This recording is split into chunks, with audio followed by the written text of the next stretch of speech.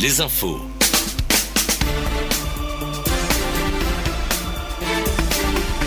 Messieurs, dames, merci de nous recevoir chez vous. Bonjour et bienvenue dans Garkwa Info Midi. Alkamato Mamambachir au microphone. Au sommaire de ce journal, il n'y a pas que les adultes qui développent des cancers. Les enfants sont aussi atteints par les cancers. Quels sont les plus fréquents et comment le prévenir? Réponse dans un reportage de Moussa Foumanessak. Par instruction du ministère de l'Éducation nationale, certains chapitres du programme en économie familiale et sociale sont retirés. Ils sont jugés peu conformes à nos réalités sociales, culturelles et religieuses. Chamouna Issa Moussa nous parlera des enjeux de ce retrait dans son reportage. Actualité internationale à l'est de la RDC, le M23 continue d'avancer. L'ONU se prononce sur condamnation du Rwanda.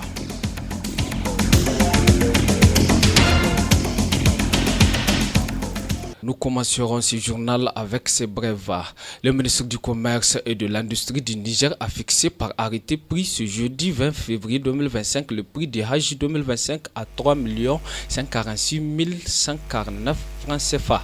Ce prix est composé des frais de prestation à Mina, Arafat, Muzdalifa de l'ordre de 1 47 049 francs CFA, de logement à la Mecque et à Médine pour 664 100 francs CFA, des frais d'encadrement de 90 000 francs CFA, des charges et marges bénéficiaires pour 250 000 francs CFA et le transport qui va coûter 1 95 000 francs CFA, soit un total de 3 147 149 francs CFA.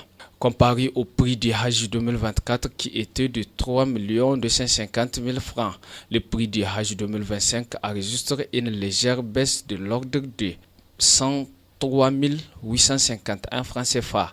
Rappelons que le quota 2025 a attribué au Niger par l'Arabie Saoudite est de 15 881 pèlerins.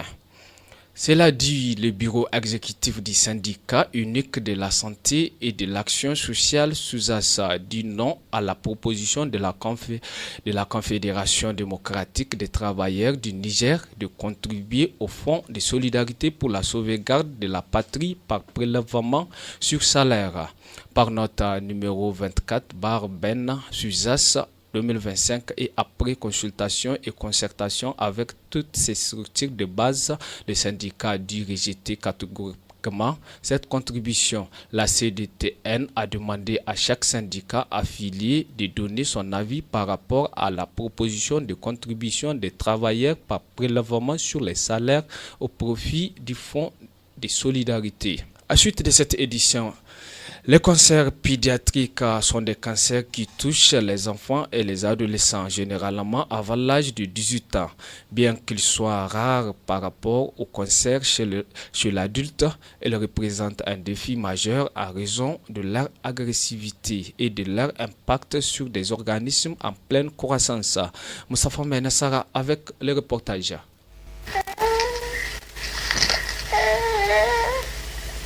L'hôpital de référence de Maradi est confronté à une augmentation des cas de cancer pédiatrique. Les cancers du sang, de la moelle osseuse chez l'enfant de 2 à 5 ans sont les plus couramment rencontrés. Selon Dr Fata Ouchebou, médecin généraliste dans cet hôpital, de plus en plus de jeunes patients sont diagnostiqués pour ces cancers. Chaque année, entre 1000 et 1500 enfants nigériens développent un cancer. Malheureusement, la majorité est diagnostiquée trop tard. Les leucémies, les lipomes, le cancer du cerveau ou les tumeurs du rein, comme la tumeur de Wilms, dominent ces chiffres. Certains, comme le rétinoblastome, un cancer de l'œil, pourrait être guéri à 95% s'il était pris à temps. Mais ici, les familles consultent souvent quand la tumeur est visible à l'œil nu. La détection précoce et l'accès aux soins spécialisés restent des défis majeurs, en particulier dans les régions comme Maradi, selon Dr Fata Ouchebou. Imaginez en 2024, seulement 56 enfants de moins de 15 ans ont pu être traités dans le Centre national de lutte contre le cancer. Pourquoi? D'abord, les retards de diagnostic. Un enfant qui perd du poids ou a une fièvre persistante est traité pour le paludisme ou une infection, pas pour un cancer. Ensuite, l'accès aux soins. Les familles parcourent souvent des kilomètres et parfois abandonnent face au coût. Résultat, la survie dépasse rarement 30% contre 80% en Europe. Pour lutter contre les cancers pédiatriques, la prévention reste le seul moyen. Dr Fatah Ouchebou. L'OMS estime qu'à la différence du cancer de l'adulte, la grande majorité des cancers de l'enfant n'a pas de cause connue. Toutefois, les facteurs liés à l'environnement et au mode de vie peuvent déterminer la survenue d'un cancer chez l'enfant. Donc, la prévention passe par l'éducation. Il faut organiser des campagnes de sensibilisation sur un mode de vie sain, multiplier les centres de dépistage à moindre coût ou gratuit. Le cancer pédiatrique n'est pas une fatalité. Avec l'appui de tous et des médecins formés, nous progressons. Mais il faut plus former les agents de santé, financer les traitements et surtout briser les tabous. Une boule dans le ventre, un œil qui blanchit, consulter. Un enfant qui survit au cancer, c'est un futur enseignant, médecin ou leader. Et ça vaut tous les combats. Les causes exactes des cancers pédiatriques sont mal comprises, mais certains facteurs ont été identifiés à l'image des mutations génétiques spontanées, des prédispositions génétiques et aussi l'exposition in utero à des substances toxiques. Contrairement aux cancers adultes, les facteurs environnementaux, à savoir le tabac, l'alcool ou bien l'alimentation, jouent un rôle moindre. Le retrait immédiat de l'éducation à la sexualité des programmes scolaires, notamment en économie familiale et en sciences de la vie et de la terre, suscite de vives réactions. Les chapitres retirés concernent le comportement sexuel de la vache, la puberté, les appareils sexuels de l'homme et de la femme et la reproduction. Selon la ministre de l'Éducation du Niger, Dr Elisabeth Sherif, le contenu de ces chapitres porte atteinte aux valeurs du pays. Dans ce reportage de Chamoun et Issa Moussa, nous vous proposons un tour d'horizon des différentes perspectives sur cette réforme. De l'avis de certains enseignants, ce retrait est bien normal. Ils affirment que certains chapitres ne sont pas adaptés aux cultures et à la religion de la population nigérienne à majorité musulmane. C'est le cas de Kassim Mankela, enseignant au CG Raouda de Maradi. Personnellement, en tant qu'enseignant, moi, je vu que ce que le ministre a fait, c'est quand même important, c'est salient. Puisque par rapport à nos mœurs, vraiment ces chapitres-là, même nous en tant qu'enseignants, avec les petits enfants-là, on a tellement de problèmes à expliquer ces choses-là à ces enfants. Tu parles du sexe, ça ne nous permet pas. Nous-mêmes, vraiment, on a des problèmes à dispenser ce genre de cours parfois. Cette enseignante d'économie familiale au CES Bagalam de Maradi, elle, préfère garder l'anonymat. Elle défend l'enseignement de la reproduction humaine, précisant que cela ne signifie pas encourager la débauche, mais plutôt sensibiliser les élèves à la sexualité et aux précautions à prendre.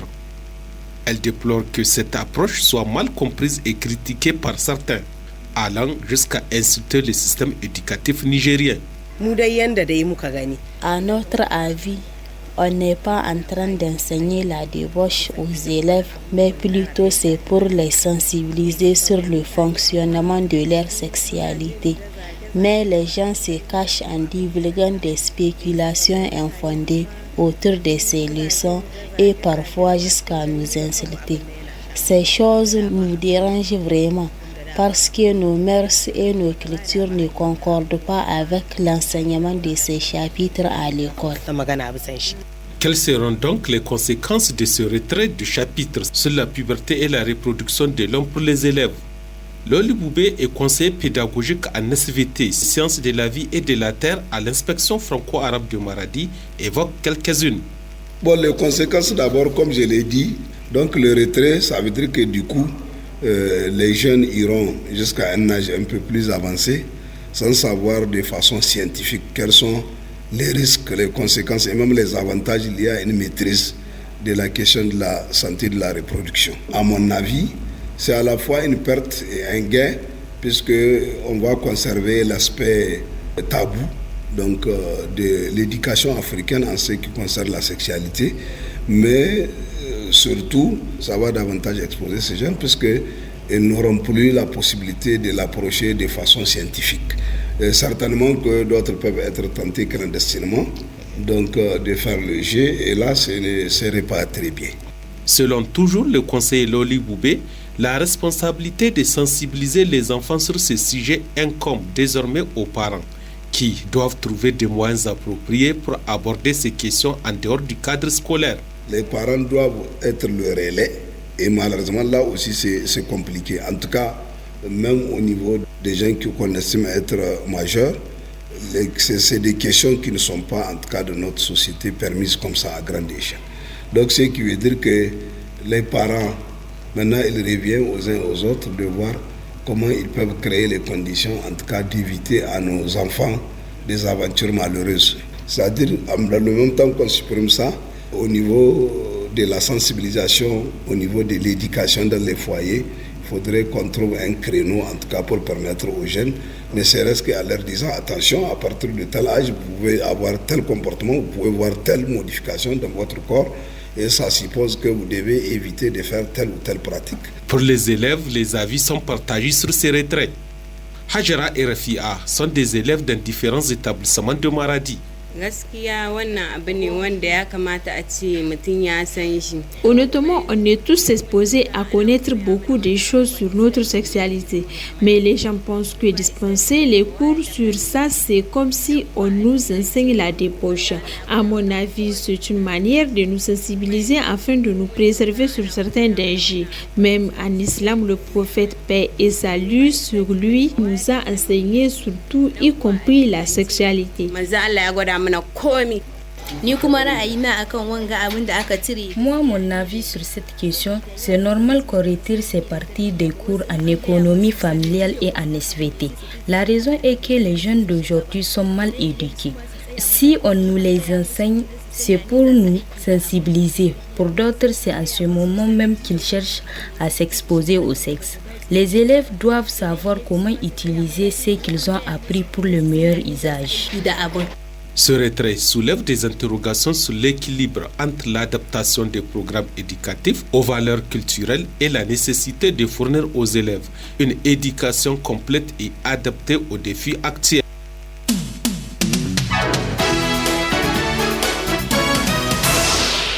Actualité internationale à présent, le M23 allié à des troupes rwandaises continue son avancée dans l'est de la RDC face à une armée congolaise en déroute.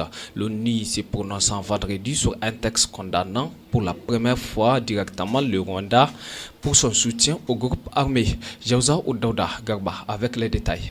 Le projet de résolution condamne fermement l'offensive et l'avancée en cours du M23 au nord Kivu et au sud Kivu avec le soutien des forces de défense rwandaises, dont 4000 soldats appuient le M23 selon des experts de l'ONU. Après l'Allemagne la veille, l'Union européenne a convoqué vendredi l'ambassadeur du Rwanda auprès de l'organisation. Le gouvernement du Rwanda doit immédiatement retirer toutes ses troupes du territoire de la RDC et cesser de soutenir le M23 ainsi que tout autre groupe armé, a indiqué la diplomatie européenne, exhortant toutes les parties au conflit à cesser immédiatement les hostilités et à revenir au dialogue.